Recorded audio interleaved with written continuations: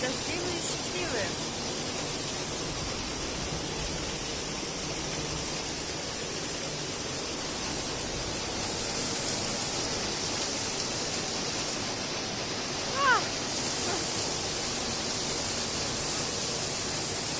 Дождь усиливается дождь. Вот сегодня такая погода. Это очень здорово.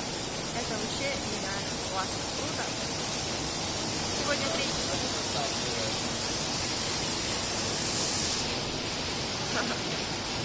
Настоящий дождь. Иди бегай под дождем.